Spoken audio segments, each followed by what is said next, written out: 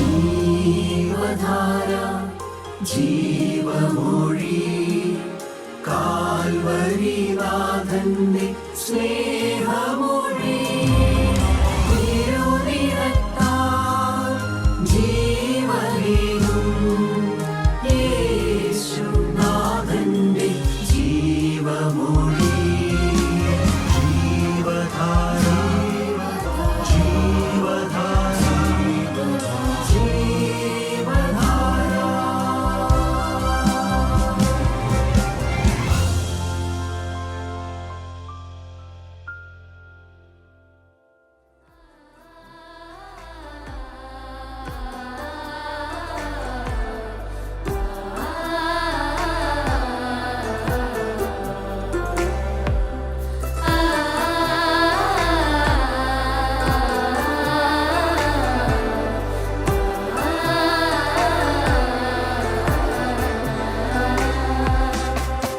പാട്ടുകൾ പോരാ പോരാ നാഥാ നിന്നെ ആരാധിക്കാൻ. പാട്ടുകൾ പോരാ പോരാ നാഥാ നിന്നെ ആരാധിക്കാൻ. ആയുസ്സും പോരാ പോരാ രാജാവിനെ ആരാധിക്കാൻ. ആയുസ്സും പോരാ പോരാ രാജാവിനെ ആരാധിക്കാൻ. യേശുവേ നിന്നെ സ്നേഹിക്കാൻ എന്റെ സ്നേഹവും പോരാ. യേശുവേ നിന്നെ വർണ്ണിപ്പാൻ എന്റെ ചിന്തകൾ പോരാ. പാടിയിടുമേ മനമേ മനമേ വാഴ്ത്തിയിടുവാനുണരൂ ഉണരൂ. പാടിയിടുമേ മനമേ മനമേ വാഴ്ത്തിയിടുവാനുണരൂ ഉണരൂ. പാടിയിടുമേ മനമേ മനമേ വാഴ്ത്തിയിടുവാനുണരൂ ഉണരൂ. പാടിയിടുമേ മനമേ മനമേ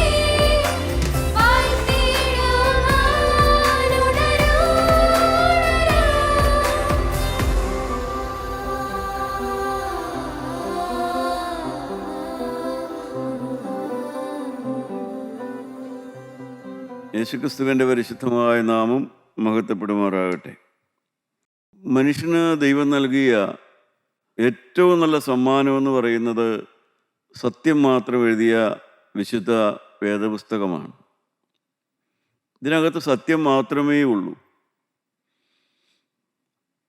അസത്യം ഒന്നുമില്ല, സംശയമുള്ളതൊന്നുമില്ല, സത്യം മാത്രമേ ഉള്ളൂ.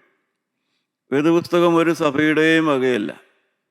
വേദപുസ്തകം എങ്ങനെ ഈ ഭൂമിയിൽ നിലനിൽക്കുന്നു എന്ന് ചോദിച്ചാൽ അത് നിത്യനായ ദൈവം നിലനിർത്തിയിരിക്കുന്നതായ സത്യവചനമാണ് സത്യവേദപുസ്തകം. പക്ഷെ വേദപുസ്തകം നമുക്ക് എങ്ങനെയാണ് പ്രയോജനപ്പെടുക അതധികം പേർക്കും അറിഞ്ഞുകൂടാ. ഒരു തീപ്പെട്ടി എങ്ങനെയാണ് നമുക്ക് പ്രയോജനപ്പെടുക നിങ്ങൾക്കറിയാമായിരിക്കും. ഒരു തീപ്പെട്ടി മേടിച്ചതുകൊണ്ടോ അതവിടെ കാണുന്നതുകൊണ്ടോ പ്രയോജനപ്പെടുകയില്ല. ആ തീപ്പെട്ടിയിൽ അതിനകത്തുള്ളതായ കൊള്ളിയെടുത്ത് ആ മാച്ച് ബോക്സിൻ്റെ തീപ്പെട്ടിയുടെ സൈഡിൽ ഉരയ്ക്കണം.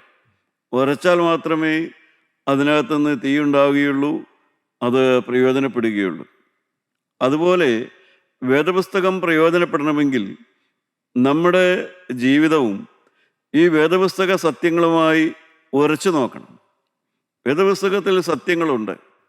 നമ്മുടെ ജീവിതം എത്രമാത്രം ആ സത്യത്തോട് ചേർന്ന് പോകുന്നു, ആ സത്യം ഞാൻ അംഗീകരിക്കുന്നുണ്ടോ, ആ സത്യത്തിന് ഞാൻ സാക്ഷിയാണോ, ആ സത്യമാണോ എന്നെ നടത്തുന്നത്?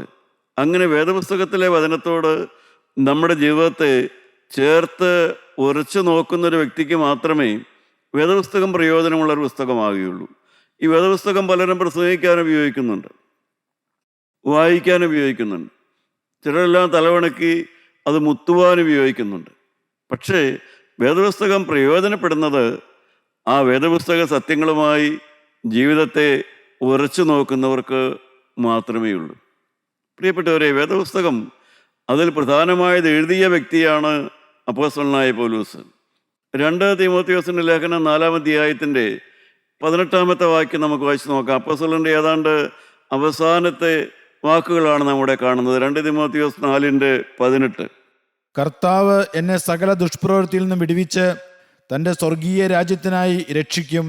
അവന് എന്നേക്കും മഹത്വം. ആമേൻ. കർത്താവ് തന്നെ സകല ദുഷ്പ്രവൃത്തിയിൽ നിന്നും വിടുവിക്കും, ദൈവരാജ്യത്തിനായി എന്നെ രക്ഷിക്കും. എത്ര ഭദ്രമായൊരു ജീവിതം, എത്ര ഉറപ്പുള്ള ഒരു ജീവിതം, മനുഷ്യനിൽ ആശ്രയിക്കാത്തൊരു ജീവിതം, സഭകളിൽ ആശ്രയിക്കാത്തൊരു ജീവിതം, കൂട്ടായ്മയിൽ ആശ്രയിക്കാത്തൊരു ജീവിതം, പണത്തിലോ പഠിപ്പിലോ ആശ്രയിക്കാത്തൊരു ജീവിതം, കർത്താവിൽ ആശ്രയിക്കുന്ന ഒരു ജീവിതം. കർത്താവിനെ സകല ദുഷ്പ്രവൃത്തിയിൽ നിന്നും രക്ഷിക്കുകയും ഒടുക്കത്തെ നാളിൽ, പുനരുത്ഥാനത്തിൻ്റെ നാളിൽ എനിക്ക് അവൻ ദൈവരാജ്യം തരികയും ചെയ്യും. എന്നെ പാപത്തിൽ നിന്ന് കർത്താവ് മാറ്റും. പാപ സ്വഭാവത്തിൽ നിന്ന് എനിക്ക് വിടുതൽ തരും. എനിക്ക് ഭാവിയുണ്ട്, മരണശേഷവും എനിക്ക് ഭാവിയുണ്ട്. പ്രിയപ്പെട്ടവരെ, ഇതാണ് വേദപുസ്തകവും തൻ്റെ ജീവിതവും തമ്മിൽ ഉരച്ചു നോക്കിയ ഭാഗ്യവാനായ പൗലോസാണ് പറയുന്നത്. വേദപുസ്തകം പഠിപ്പിക്കുന്ന സത്യം അതാണ്. മനുഷ്യനവൻ്റെ പാപത്തിൽ നിന്ന് മോചനമുണ്ട്, വിടുതലുണ്ട്, പാപം കൂടാതെ ജീവിക്കുവാനുള്ള കഴിവ് ദൈവം അവന് കൊടുക്കും. പാപം കൂടാതെ ജീവിക്കാനുള്ള കഴിവ് മനുഷ്യനില്ല. കർത്താവ് എന്നെ ദുഷ്പ്രവൃത്തിയിൽ നിന്ന് വിടുവിക്കും. യേശുക്രിസ്തു മനുഷ്യനെ അവൻ്റെ എത്ര പരിചയമുള്ള പാപത്തിലായാലും, എത്ര പഴക്കമുള്ള പാപത്തിൽ നിന്നായാലും, എത്ര താലോലിച്ച് ചെയ്ത പാപത്തിൽ നിന്നായാലും യേശുക്രിസ്തു വിടുവിക്കും. കർത്താവായ യേശു മനുഷ്യനെ പാപത്തിൽ നിന്ന് വിടുവിക്കുന്നത് ഒരു സംഘടനയിൽ ചേർക്കാനോ സഭയിൽ ചേർക്കാനോ അല്ല. അവനെ ദൈവം പാപത്തിൽ നിന്ന് വിടുവിക്കുന്നത് ദൈവരാജ്യത്തിൽ അവനുണ്ടാകുവാൻ വേണ്ടിയാണ്. ദൈവരാജ്യത്തിലുണ്ടാകുവാൻ വേണ്ടി. അതുകൊണ്ട് എൻ്റെ പ്രിയപ്പെട്ടവരെ, ടേക്ക് ദ ബുക്ക്, വേദപുസ്തകം എടുക്കുക, റീഡ് ദ ബുക്ക്, വേദപുസ്തകം വായിക്കുക, വേദപുസ്തകത്തിലെ സത്യങ്ങൾ യഥാർത്ഥമായി മനസ്സിലാക്കുക. എപ്പോഴും നാം ഒരു കാര്യം ഓർക്കണം, വേദപുസ്തകം ഒരു ആറ്റം ബോംബ് പോലെയല്ല. ആറ്റം ബോംബ് വീണാൽ അതിൻ്റെ പ്രത്യാഘാതം അപ്പം തന്നെ ഉണ്ടാകും, പ്രകടമാണ്, അത് ശക്തമായതാണ്. എന്നാൽ വേദപുസ്തകം അപ്രകാരം ഒരു ആറ്റം ബോംബ് പോലെയല്ല, ഒരു ലൈറ്റ്നിങ് പോലെയല്ല. ലൈറ്റ്നിങ് എന്ന് പറഞ്ഞാൽ അത് എന്തെങ്കിലും ഉണ്ടെങ്കിൽ അത് അപ്പം തന്നെയാണ് അതിൻ്റെ ആക്ഷൻ. ഇന്ന് ലൈറ്റ്നിങ് അടിച്ച് നാളെയല്ല അതിൻ്റെ ഫലം ഉണ്ടാകുന്നത്, അപ്പോൾ തന്നെയാണ് അതിന് ഫലം ഉണ്ടാകുന്നത്. പ്രിയപ്പെട്ടവരെ, സർക്കാർ ഉത്തരവുകളുണ്ട്. സർക്കാർ ഉത്തരവുകളിൽ അതിനകത്ത് രേഖപ്പെടുത്തിയിട്ടുണ്ട്, ഒന്നില്ലെങ്കിൽ ഇന്ന തീയതി മുതൽ ഈ ഉത്തരവ് നടപ്പിലാണ്, അല്ലെങ്കിൽ ഈ ഇന്ന് മുതൽ ആ ഉത്തരവ് നടപ്പിലാണ്. അതെല്ലാമാണ് സർക്കാർ ഉത്തരവുകളുടെ രീതി. എന്നാൽ വേദപുസ്തകം എന്ന് പറയുന്നത് ഒരു ആറ്റം ബോംബ് പോലെയോ ഒരു ലൈറ്റ്നിങ് പോലെയോ ഒരു സർക്കാർ ഉത്തരവ് പോലെയോ ഇന്ന ദിവസം മുതൽ അത് പ്രാവർത്തികമാണെന്നുള്ളതല്ല അത് പഠിപ്പിക്കുന്നത്. അത് നമ്മുടെ ജീവിതത്തിൽ സാവകാശം നമ്മുടെ ജീവിതത്തിലേക്ക് പ്രവേശിച്ച് സാവകാശം നമ്മുടെ മനോഭാവത്തിലേക്ക് കടന്ന് നമ്മുടെ അന്തരാത്മാവിൽ വ്യത്യാസം വരുത്തി നമ്മളെ അകത്തു നിന്ന് രൂപാന്തരപ്പെടുത്തുന്നതാണ് വേദപുസ്തകം ചെയ്യുന്നത്. ദൈവത്തിന് സ്തോത്രം. അതുകൊണ്ടാണ് ഈ സത്യ വേദപുസ്തകം. പ്രിയപ്പെട്ടവരെ, ഈ വേദപുസ്തകമല്ലാതെ മറ്റൊന്നും അടിസ്ഥാനപ്പെടുത്തിക്കൊണ്ട് ഒരു ക്രിസ്ത്യാനിയായി ജീവിക്കാൻ പറ്റുകയില്ല. ഒരു സഭയുടെ അടിസ്ഥാനത്തിലോ ഒരു പ്രസ്ഥാനങ്ങളുടെ അടിസ്ഥാനത്തിലോ ഒരാളുടെ പ്രസംഗത്തിൻ്റെ അടിസ്ഥാനത്തിലോ ഒരുവന് ക്രിസ്ത്യാനിയായി ജീവിക്കാൻ പറ്റുകയില്ല. ക്രിസ്ത്യാനിയായി ജീവിക്കണമെങ്കിൽ ഈ വേദപുസ്തകം തന്നെ വേണം, ഈ സത്യമായ വേദപുസ്തകം.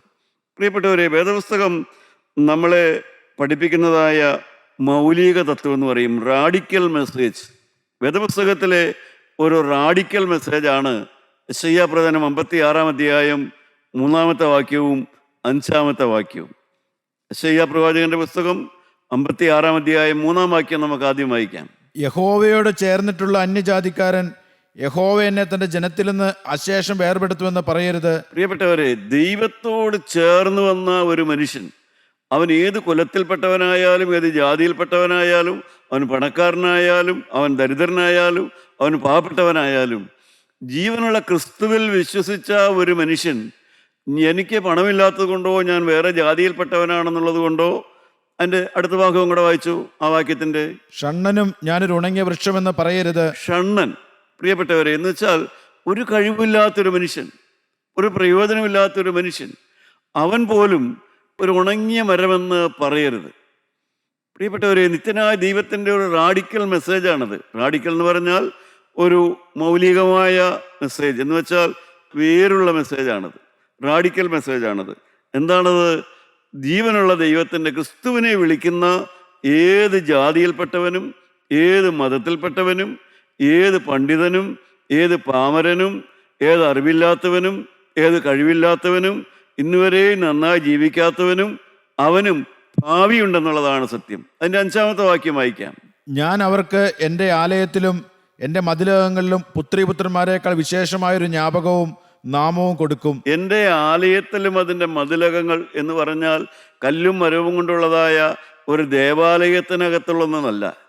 അവനൊരു സമർപ്പണമുള്ളവനാണെങ്കിൽ, അവൻ്റെ ഹൃദയം ദേവാലയം പോലെ സൂക്ഷിക്കുന്നവനാണെങ്കിൽ, ഏത് ജാതിയിലും ഏത് മതത്തിലും ഏത് സമൂഹത്തിലും പെട്ടവനാണെങ്കിലും അവനൊരു മതിലകത്തായിരിക്കണം. എന്ന് വെച്ചാൽ ക്രിസ്തുവിനോട് വാക്ക് പറഞ്ഞ് അതിൻ്റെ ആ സമർപ്പണത്തിനകത്ത് ജീവിക്കുന്നവനായിരിക്കണം.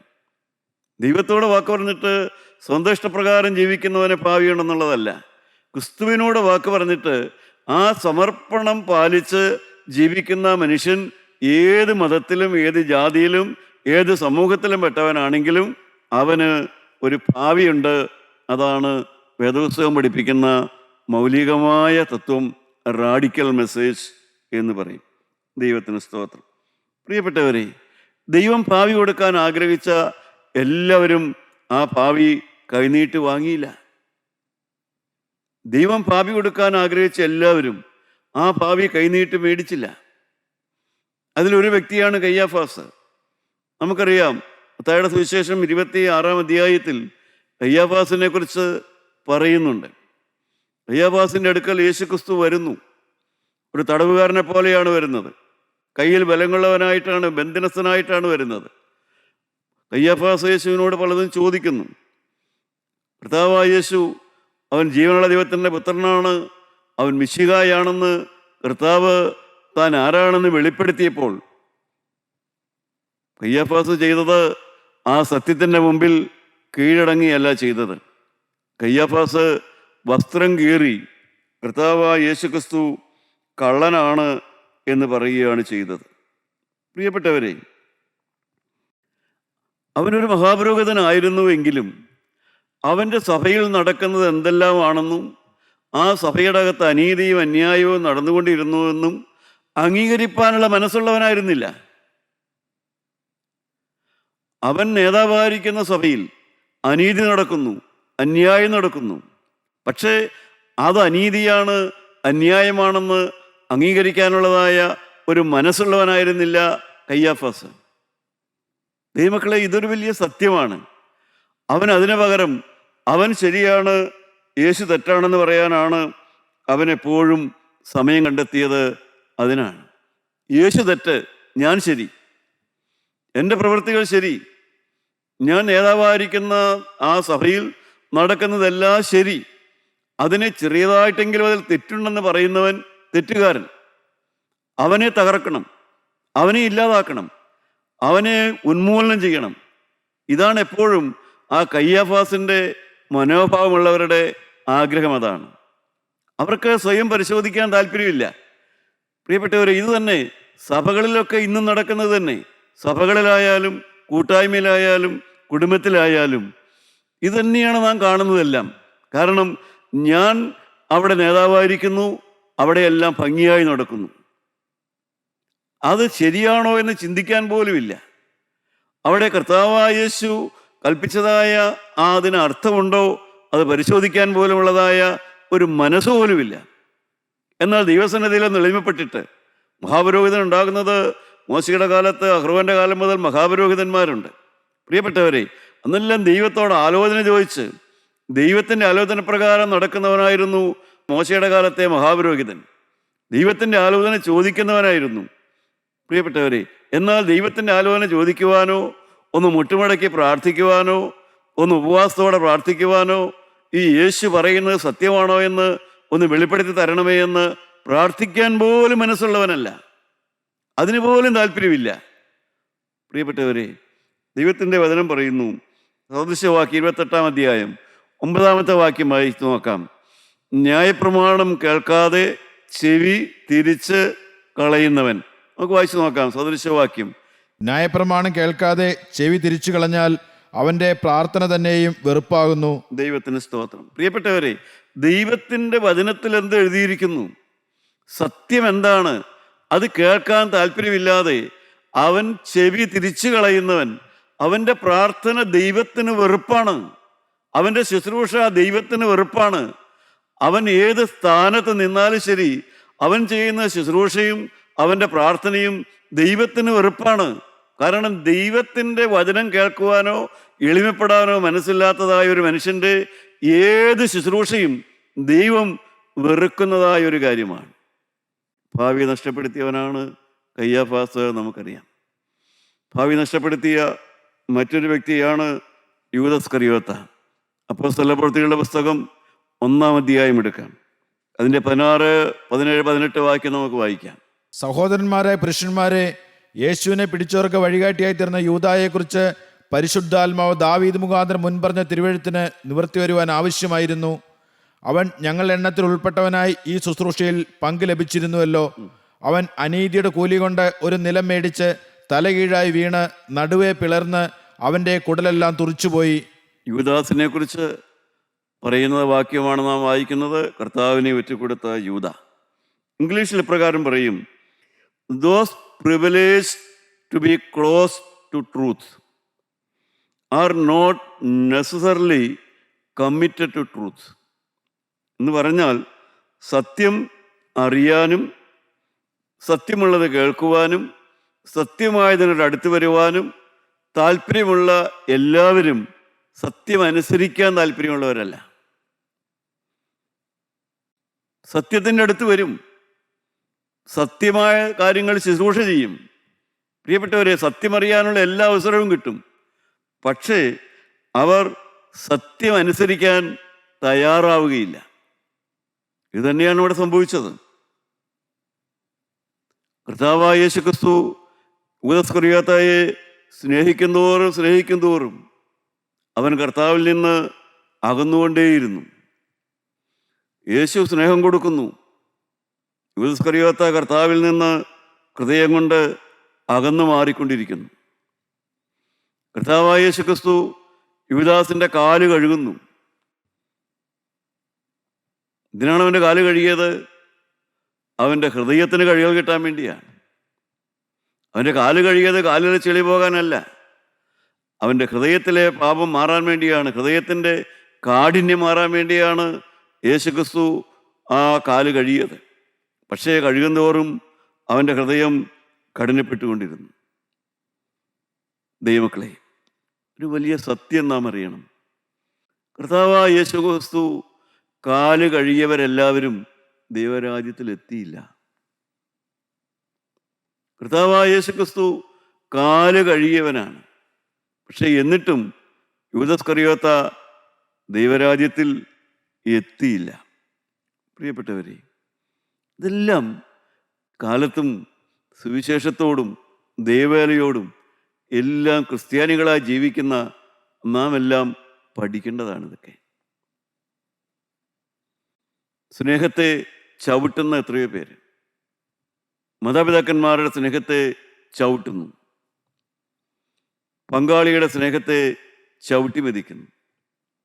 ഭർത്താവിൻ്റെ സ്നേഹത്തെ ചവിട്ടുന്ന ഭാര്യമാരും ഭാര്യമാരുടെ സ്നേഹത്തെ ചവിട്ടി മെതിക്കുന്ന ഭർത്താക്കന്മാരെയും നമുക്ക് ഈ കാലങ്ങളിൽ കാണുവാനായിട്ട് സാധിക്കും. നിഷ്കരണം, മുഖം നോക്കാതെ ചവിട്ടുന്ന കാലം, സ്നേഹത്തെ ചവിട്ടുന്ന കാലമാണ്. സ്നേഹത്തെ ചവിട്ടി മതിക്കുന്ന കാലമാണ് നാം ജീവിക്കുന്ന തലമുറ. നമുക്കറിയാം പ്രിയപ്പെട്ടവരെ, കർത്താവായ യേശുവിൻ്റെ ആ സ്നേഹത്തെ യൂദാസ്കറിയോത്ത ഓരോ നിമിഷവും അത് ചവിട്ടിക്കൊണ്ടിരുന്നു. ദൈവത്തിന് സ്തോത്രം. എന്നാൽ മത്തായിയുടെ സുവിശേഷം 27-ാം അധ്യായം 4-5 വാക്യം നമുക്ക് വായിക്കാം. മത്തായിയുടെ സുവിശേഷം 27-ാം അധ്യായം 4-5 വാക്യം വായിക്കാം. ഞാൻ കുറ്റമില്ലാത്ത രക്തത്തെ കാണിച്ചു കൊടുത്തതിനാൽ പാപം ചെയ്തു എന്ന് പറഞ്ഞു. അത് ഞങ്ങൾക്കെന്ത്, നീ തന്നെ നോക്കിക്കൊള്ളുക എന്ന് അവർ പറഞ്ഞു. അവൻ ആ വെള്ളിക്കാശ് മന്ദിരത്തിലെറിഞ്ഞ് ചെന്ന് കെട്ടിഞ്ഞാന്ന് ചത്തുകളഞ്ഞു. പ്രിയപ്പെട്ടവരെ, യൂദാസിൻ്റെ ഹൃദയം മാറി. ഒരു സമയം വന്നപ്പോൾ ഹൃദയത്തിനൊരു മാറ്റം. ഹൃദയത്തിനൊരു ചഞ്ചലിപ്പ്. സത്യത്തെയും സ്നേഹത്തെയും ഞാൻ ചവിട്ടി മെതിച്ചു. അവനൊരു ബോധമാണ് വരുന്നത്. ഞാൻ സത്യത്തെയും അതിനെയെല്ലാം ചവിട്ടി മെതിച്ചു എന്നുള്ളതായൊരു ബോധം അവന് വന്നു.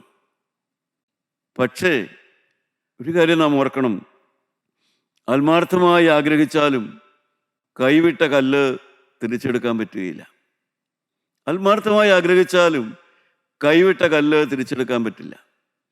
ദൈവമക്കളെ, അവൻ ഒരു വിധത്തിലൊക്കെ ചിന്തിച്ചു, പക്ഷേ അവന് അത് തിരിച്ചെടുക്കാൻ കിട്ടിയില്ല. ആ സ്നേഹത്തിലേക്ക് അവന് തിരിച്ചു വരാനായിട്ട് സാധിച്ചില്ല. അവൻ ആത്മഹത്യ ചെയ്തു, ഉദരം പിളർന്നു പോയി എന്നാണ് നാം വായിക്കുന്നത്. നാം വേദപുസ്തകം വായിക്കുമ്പോൾ നമുക്കറിയാം, കൊല്ലുവാൻ ആഗ്രഹിച്ചവനാണ് ഏശാവ്. തൻ്റെ സഹോദരനെ കൊല്ലണം, ഞാനവനെ കൊല്ലും. അപ്പൻ്റെ കാലം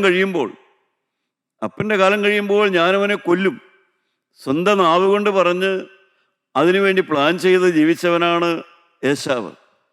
പക്ഷേ അവസാന നാൾ വന്നപ്പോൾ സഹോദരനെ കൊല്ലണമെന്നല്ല, എനിക്കൊന്ന് സമാധാനത്തോടെ മരിക്കണമെന്നാണ് ഏശാവ് പ്രാർത്ഥിച്ചത്. തനിക്ക് ആരോഗ്യമുണ്ടായിരുന്ന കാലത്ത്, യൗവനമുണ്ടായിരുന്ന കാലത്ത്, തനിക്ക് കഴിവും പ്രാപ്തിയുമെല്ലാം ഉണ്ടെന്ന് തോന്നിയ കാലത്ത് സഹോദരനെ കൊല്ലുമെന്ന് പറഞ്ഞ ഏശാവ് അവസാനം മരണസമയത്ത് ദൈവത്തോട് പ്രാർത്ഥിച്ചു, കർത്താവേ, എനിക്കൊന്ന് സമാധാനത്തോടെ മരിക്കണം, ഒരു മാനസാന്തരത്തിൽ മരിക്കണം. അതായിരുന്നു അവസാനത്തെ ആഗ്രഹം. ഒരു സമയത്ത് മറ്റുള്ളവനെ കൊല്ലണം, അത് കഴിഞ്ഞപ്പോൾ അവസാനം എത്തിയപ്പോൾ സമാധാനത്തോടെ ഒന്ന് മരിക്കണം. അതായിരുന്നു ഏശാവിൻ്റെ ആഗ്രഹം. പക്ഷേ അവസരം കിട്ടിയില്ല.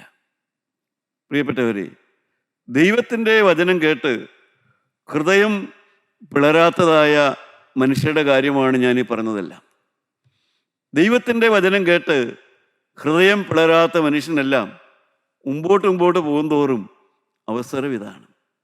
ദൈവം ഭാവി കൊടുക്കാഞ്ഞിട്ടല്ല, ഭാവിയുണ്ട്. അതാണ് ദൈവത്തിൻ്റെ അടിസ്ഥാന ഉപദേശം തന്നെയാണ്.